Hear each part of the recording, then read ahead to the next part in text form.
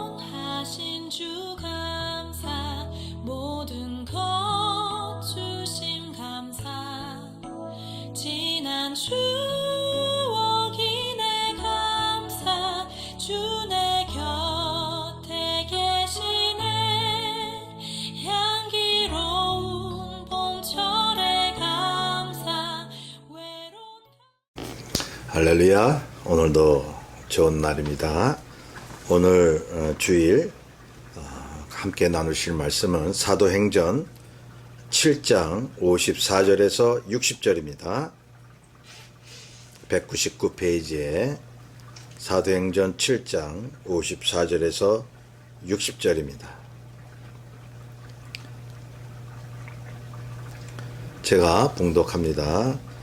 그들이 이 말을 듣고 마음에 찔려 그를 향하여 이를 갈거늘 스데반이 성령 충만하여 하늘을 우러러 주목하여 하나님의 영광과 및 예수께서 하나님 우편에 서신 것을 보고 말하되 보라 하늘이 열리고 인자가 하나님 우편에 서신 것을 보노라 한데 그들이 큰 소리를 지르며 귀를 막고 일제히 그에게 달려들어 성 밖으로 내치고 돌로 칠세 증인들이 옷을 벗어 사울이라 하는 청년의 발 앞에 드니라.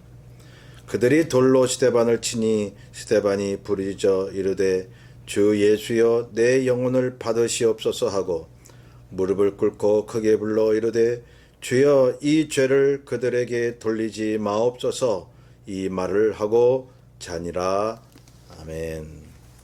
오늘 이 말씀을 가지고 하나님 우편에 서신 것을 보고 라는 제목으로 말씀을 나누겠습니다. 제가 여러분께 한 가지 묻겠습니다. 죄인 걸 알면서도 죄를 짓는 것이 더 중합니까? 아니면 죄인 줄 모르고 죄를 짓는 것이 더 중합니까? 둘 다 중하지만 우리가 알듯이 죄인 걸 알면서도 죄를 짓는 것이 더 중하다고 봅니다.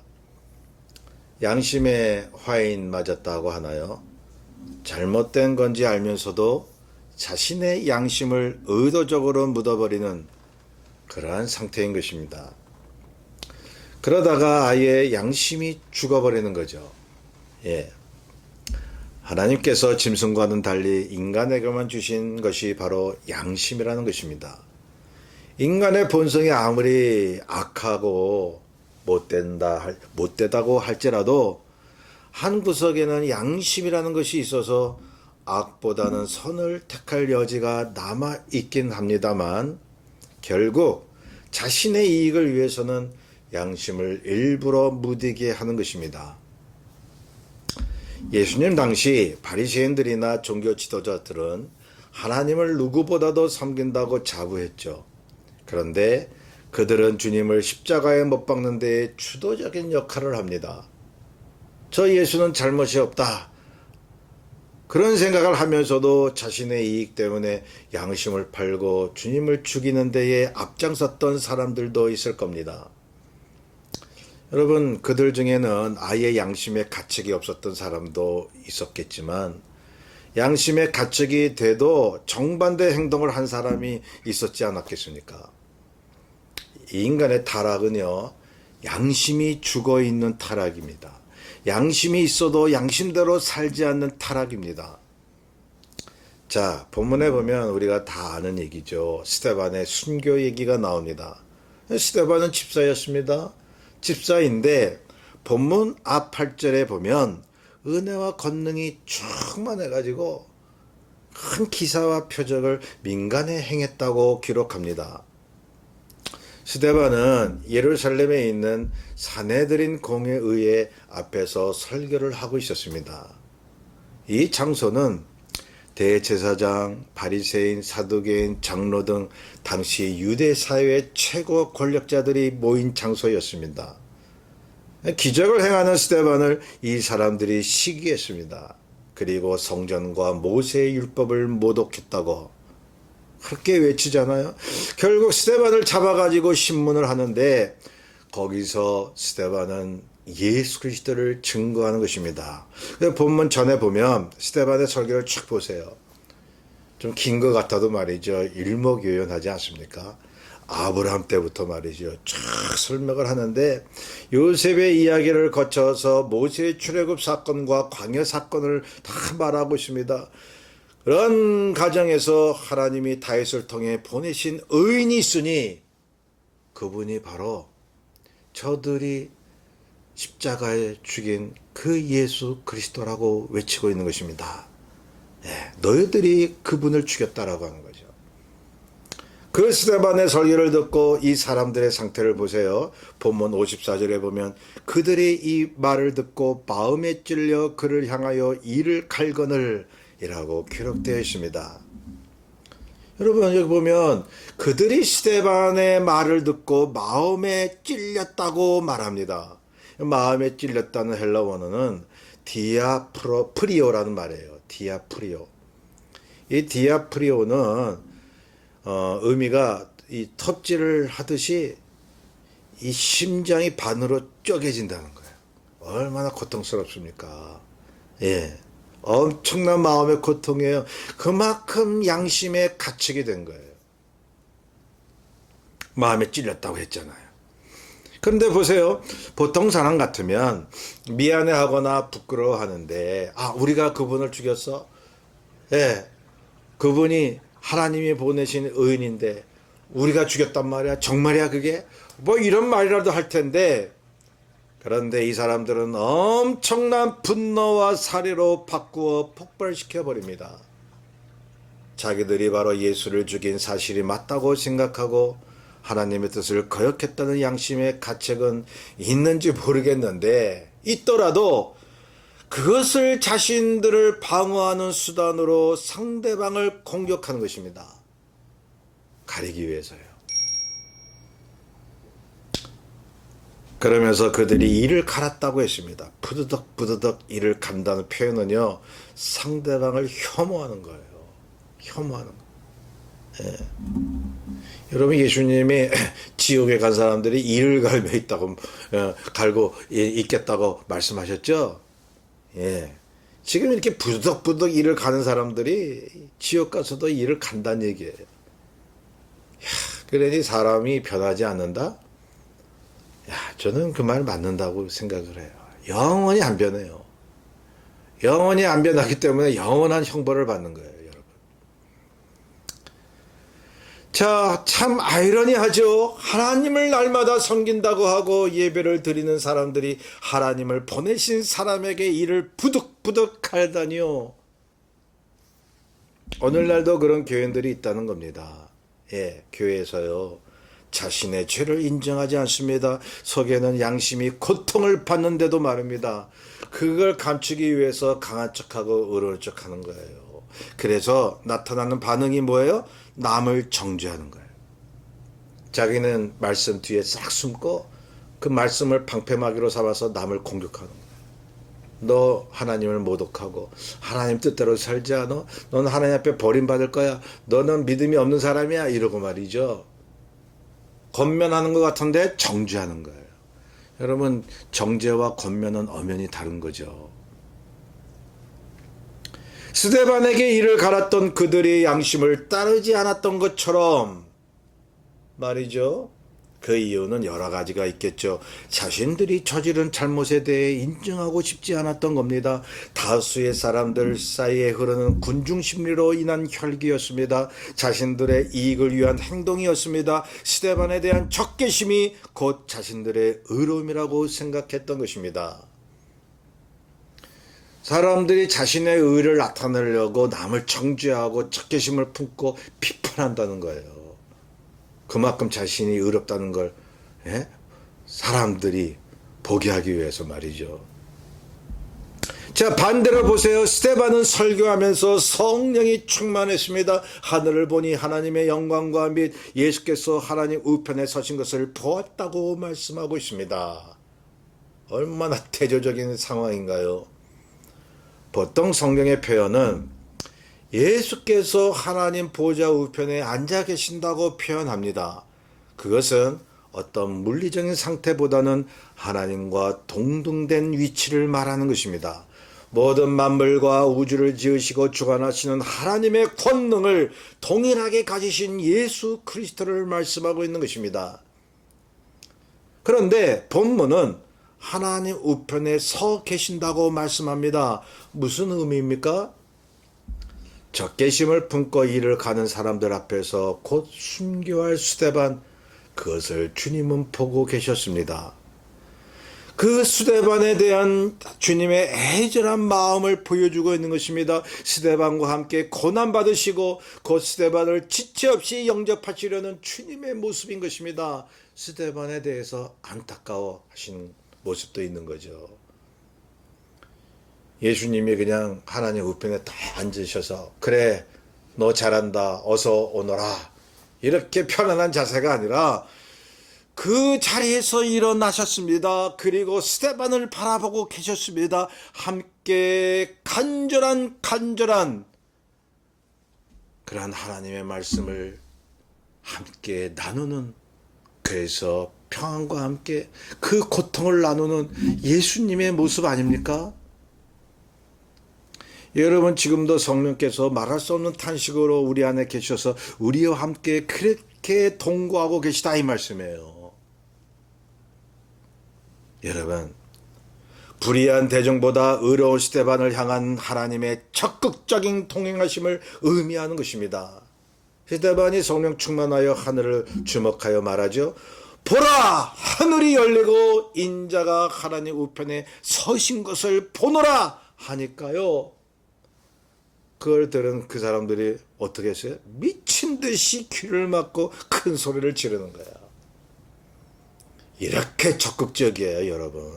세상의 불신자들은, 악한 사단의 어둠의 영들은 복음을 어떻게든지 막기 위해서 미친 듯이 큰 소리 치는 거예요. 여기도 그렇잖아요. 하나님의 현현과 하시는 사역을 스데반을 통해서 들었음에도 불구하고 큰 소리를 내며 귀를 막아버리는 사람들, 진리 앞에서 미친 사람처럼 소리 지르며 귀를 막고 고성을 지르는 사람들 어디에나 있는데요. 세상은 물론 제가 자꾸 교회하고 연결시키잖아요. 왜죠? 에스겔이나 베드로 전서에 보면 말이죠. 여러분, 하나님이 심판하실 때 교회부터 하신다고 말씀하셨잖아요. 제가 그걸 거듭 말씀드리잖아요. 그러니 세상의 부패한 모습을 보면서 교회의 모습도 봐야 되는 거예요. 교회가 성스럽다? 그렇게만 생각하지 말라는 거예요. 제가 지금 이 시간에 말하는 교회는요, 눈에 보이는 교회예요. 믿지 않는 거짓 교인들이 모인 교회당을 이야기하는 거예요. 진정한 신령한 교회는요, 부패하지 않습니다. 제가 말씀드렸죠. 자, 오늘날도 보면 여러분, 교회 안에도 그런 사람들이 있다라고 하는 거예요. 예, 함께 예배드리며 기도하며 전도도 가끔 하는데 참 기가 막힙니다. 그러면서 하나님을 방해하는 사람들이 있다는 거예요. 저는 많이 보아왔습니다. 그들이 미친 듯이 믿음의 사람들에게 달겨들어서 공격하고 인격적 살인을 하는 모습들을 한국에서나 이민사회에서도 보아왔습니다. 가슴이 찢어집니다. 저는요, 여태까지 저도 많이 부족해요. 저도 죄도 많이 지어왔습니다. 근데 주님의 뜻대로 어떻게 하면 살까 고민은 했습니다. 그러면서도 정말 함께할 그러한 동역자나 그러한 교인들을 내가 바라보면서 함께 기도하며 나가기를 원하는데, 양심에 화이 맞은 사람들을 볼 때 주님은 정말 어디 계신가? 이런 것 때문이라도 저는 굉장히 마음의 고통을 많이 느껴왔습니다. 미친 듯이 하나님을 거부하는 사람들, 교회 안에서도 말이죠. 미친 듯이. 예, 미쳤습니다. 주님 보시기에는. 괴성을 지릅니다. 큰 소리를 냅니다. 자, 보세요. 그러한 아우성치는 군중들 앞에서 떳떳하게 담대히 복음을 증거하는 스데반의 모습을요, 스데반은 하나님 우편에 서 계신 그리스도를 보고 있습니다. 성령이 충만한 스데반은 이 땅의 대상과 하늘의 대상을 동시에 보고 있습니다. 이 땅에서의 삶과 하나님 세계의 삶을 동시에 살고 있는 것입니다. 지금도 저와 여러분의 신앙의 삶이 그렇지 않습니까? 우리는 스데반이 목격했던 하늘의 그 모습 그대로를 못 보았을 수도 있습니다. 그러나 진정한 신앙인으로 살아갈 때에 이 땅의 삶과 하나님 나라의 평안과 자유를 동시에 누리며 살 수 있지 않을까요? 비밀이 바로 그거예요, 여러분. 크리스천은요, 이 땅과 하늘의 삶을 동시에 경험하며 산다는 것입니다. 예. 고통과 어둠의 세계에 살면서도 동시에 하나님이 주시는 하늘의 평강을 체험하는 것입니다. 예. 그런데 세상 사람들과 교회에서의 그러한 거짓 교인들이 하나님의 뜻을 대적하는 사람들이 하늘의 세계가 그들에게 보일까요? 그들이 하나님이 믿는 자들에게 얼굴을 돌리시고 그 우편에서 서 계시고 그리고 우리를 향해서 손을 벌리시는 그 모습과 그 하나님의 애절한 표현을 느낄 수 있을까요? 턱도 없습니다, 여러분. 그들은 크리스천들의 그러한 삶에 대해 이해하지도 못하고 경험도 못합니다. 믿음의 사람들의 영적 체험을 듣기라도 하면 귀를 막아버립니다. 큰 소리 치고 공격합니다. 그런 게 어딨냐고. 그런 게 어딨냐고. 너 하나님 봤어? 그래요. 여러분 몇십 년을 교회 다니는 어느 집사가 고민하면서 얘기를 한 걸 봤어요. 너 하나님 봤냐? 그 믿음이 생기더냐? 라고요. 여러분 아시죠? 짐작은 하시죠? 목회자든 교회 다니는 사람들이든 부활과 하나님의 영원한 나라에 대해서 의심하는 사람 많아요. 안 믿고 신앙생활 하려고 하는 사람 많아요.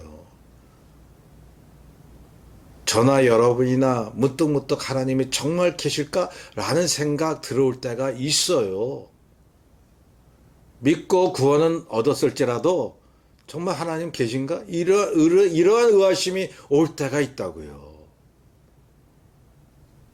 여러분, 제가 누구보다도 믿음이 있고 그래도 누구보다 신앙이 낫다라고 그렇게 생각해서 말씀드리는 겁니까? 여러분, 저도 의심할 때가 있어요. 그런데 정말 구원의 확신을 못하고 하나님을 경험하지 못한 사람들은 여러분 오죽할까요? 그들은 하나님의 사람, 믿음의 사람들의 행동을 보고 진리의 말씀을 듣고 고성을 지르는 거예요.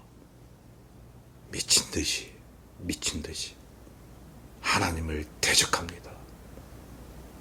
예. 목사, 장로, 권사, 집사라는 타이틀을 뒤집어 쓰고 하나님을 거역하는 것입니다. 여러분, 본문과 연결되는 말씀 아닙니까? 여러분, 스데반을 돌로 치려고 하는 사람들은 바리새인들이었습니다. 종교 지도자였습니다. 하나님을 섬기는 사람들이었습니다. 평생을 하나님의 말씀을 가르치는 지도자로 자처했던 사람들입니다. 하나님의 율법이 이렇고 저렇고 평생을 외쳐댔던 사람들입니다. 그런데 하나님의 말씀을 증거하는 스데반 앞에서 고함을 지릅니다. 하나님을 적대합니다. 여러분, 2000년 전에 이 사건이 오는 날과 별개가 아니라는 거예요. 여러분, 본문을 다시 보면요. 하나님의 세계, 즉 주님이 하나님 우편에 서신 것을 보고 있다는 스데반의 말을 듣고 이 사람들은 미친 듯이 괴성을 지르며 스데반을 성 밖으로 데리고 나가서 돌로 치기 시작합니다. 거기에 그 스데반을 죽이려고 했던 거기에 우리가 잘 아는 바울이 끼어 있었어요. 기가 막히지 않습니까? 그 당시에는 사울이었죠. 이 사람이 스데반을 돌로 치는데 주도적인 역할을 했다라고 하는 거죠. 이 바울은요, 이 예수를 믿고 세계 선교사가 된 후에도 그게 다 마음속에 가시처럼 느껴지는 거예요. 나는 죄인 중에 괴수다. 내가 예수 믿는 사람을 핍박했던 사람이야. 나는 죄인 중에 괴수야. 그 죄책감 속에 항상 시달렸다고요. 주님이 다 용서하셨는데도 이 바울은요, 그 주님의 그 사람들을 핍박하고 막 잡아 가뒀던 그게 자꾸 생각이 나가지고요, 자기의 의를 자랑할 수가 없는 거예요. 그러한 죄인을 용서하신 주님의 은혜를 생각하면 자신이 아무리 하나님의 일을 훌륭하게 해놨어도 자랑할 수가 없는 거예요. 나의 나된 것은 하나님의 은혜로다. 그걸 보셨기 때문에 그 바울이라는 사람이 어떤 사람이라고 하는 것을 아셨기 때문에 이렇게 스데반을 돌로 치는 그 사람들 가운데서 스데반을 죽이는 지도적 역할을 했다 할지라도 그 바울을 그냥 구원해 버리시는 거예요. 참 하나님의 역사는 신기하죠. 예수 그리스도를 극도로 핍박했던 사람이 아주 열렬한 선교사가 됐으니 말이죠. 이건 오직 성령의 역사밖에는 없는 것입니다. 다시 말해 하나님의 세계를 경험하기만 하면 그 어느 누구도 그리스도의 사람으로 변화될 수 있다라고 하는 것을 보여주는 것입니다. 스데반을 죽이는 그 군중 속에 주님을 위해 죽을 사람이 딱 있었다라고 하는 것을 주님이 보고 계시는 거예요. 그런 생각도 했어요. 원수를 사랑하라 하는 그 말씀을 하신 이유가 내가 원수같이 여기는 그 사람들 중에도 주님이 사랑하는 사람들이 있고 주님께서 분명히 불러서 사용하실 사람이 있다라고 하는 거죠. 우리가 어떻게 알겠어요? 누가 그런 사람인지. 그냥 주님께서 말씀하신 원수를 사랑하라. 그래서 나를 미워하는 사람을 주의 능력을 구해서 사랑할 수밖에 없는 거예요. 내가 미워하는 정말 하나님을 대적하는 그러한 사람 중에도 하나님이 나중에 쓰셔서 나보다도 먼저 구원받은 나보다도 더 훌륭하게 사용할 수 있다는 거예요. 그러니 누가 감히 어느 누구를 비판할 수 있으리요? 스데반은 그걸 알았습니다. 하나님 우편에 서 계신 예수 그리스도를 바라보면서 정말로 자기에게 돌을 던지는 그 누구도 미워할 수 없다는 것을 알았습니다. 그래서 저들을 용서해 달라고 기도하는 거예요. 돌에 맞으면서.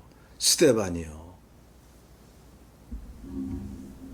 자, 지금 스데반이 돌에 맞아 죽어가고 있습니다. 그런 상황에서 스데반은 계속 하나님의 우편에 서 계신 주님을 보고 있습니다.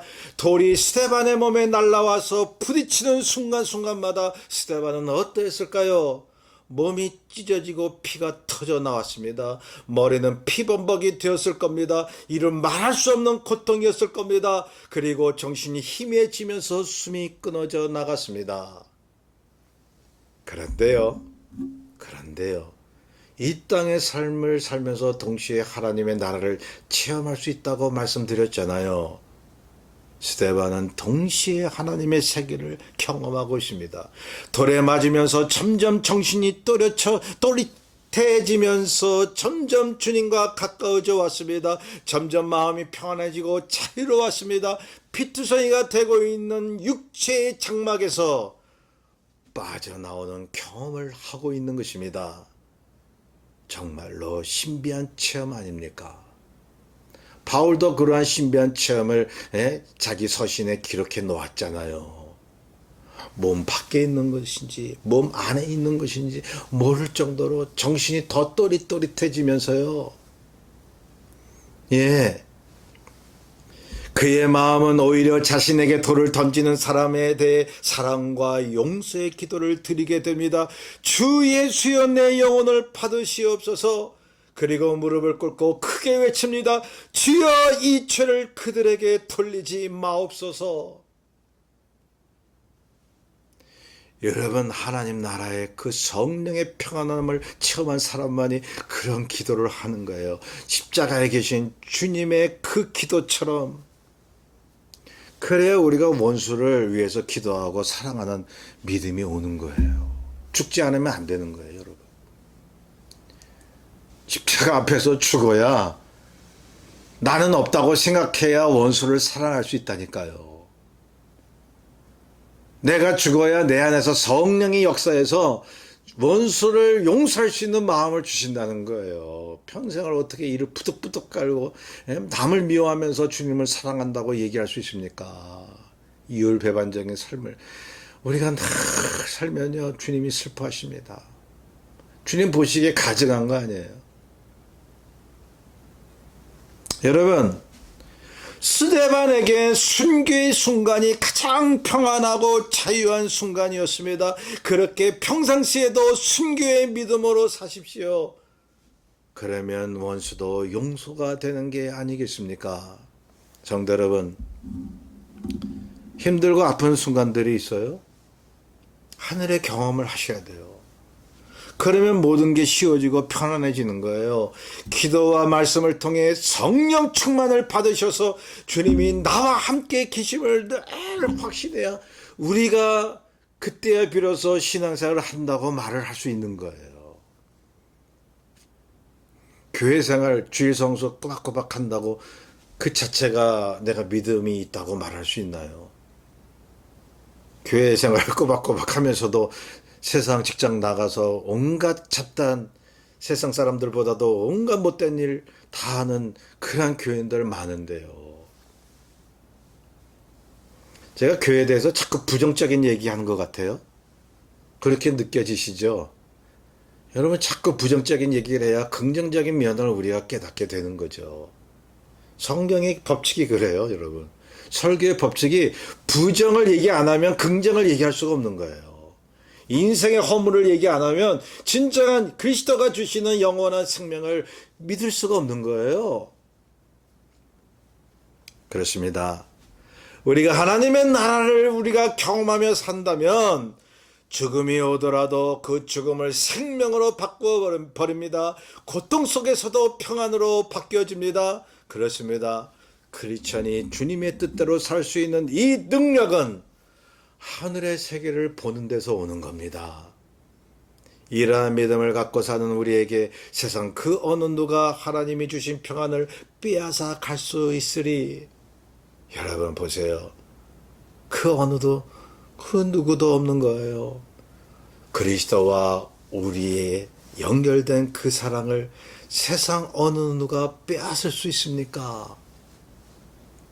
성도 여러분, 이 땅에 살면서도 하나님 나라에 거하십시오. 그게 신앙생활입니다. 꼭 그런 삶이 되시기를 주의 이름으로 축원합니다.